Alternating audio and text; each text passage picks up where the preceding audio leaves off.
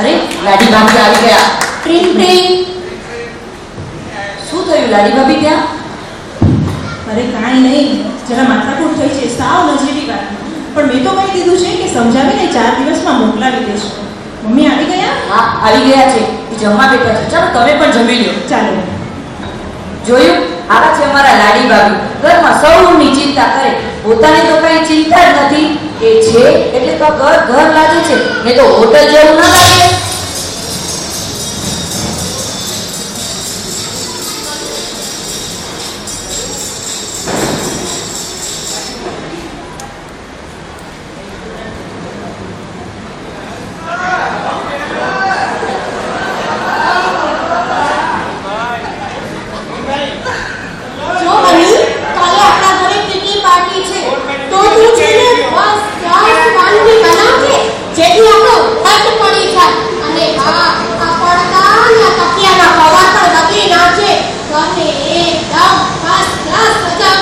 ભલે મમ્મી, તમે જરાય ચિંતા નહીં કરતા.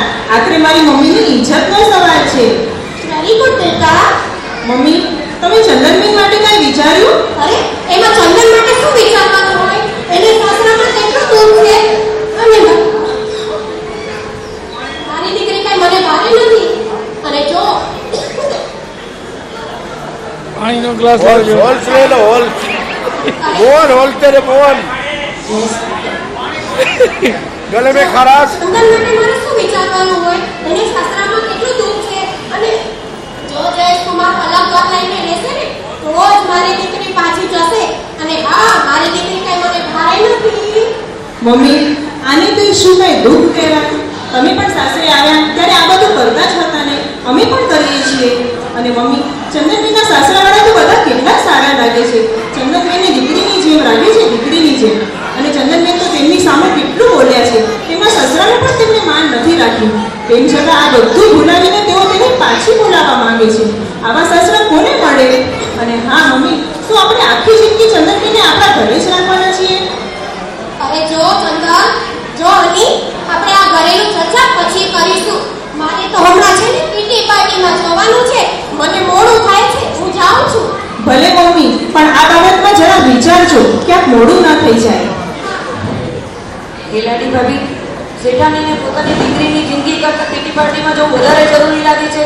આવી રીતે કઈ માં હોય? ના જસી, એવું નથી. મમ્મી એવા નથી. તને ખબર છે, મમ્મી જ્યારે સાસરે આવ્યા ત્યારે તેણે કેટલા દુઃખ સહન કર્યા હતા. તેના સાસુ તો બધી વસ્તુ તાળામાં રાખતા, બધું પૂછીને કરવાનું. અને જો ક્યાંય બી ભૂલ થઈ જાય તો તરત જ ઝઘડો કરી મૂકે. અને પિયરે પણ સાધારણ, એટલે પાછો જવાનો તો સવાલ જ નથી આવતો. અને જ્યારે છોકરાઓ થયા ત્યારે તેને થયું કે જે મોશક મેં નથી કર્યા એ મારા છોકરાઓને કરાવું. એટલે તો તે બધાને ખૂબ વાળ કરે છે. અરે આમ શું જુએ છે?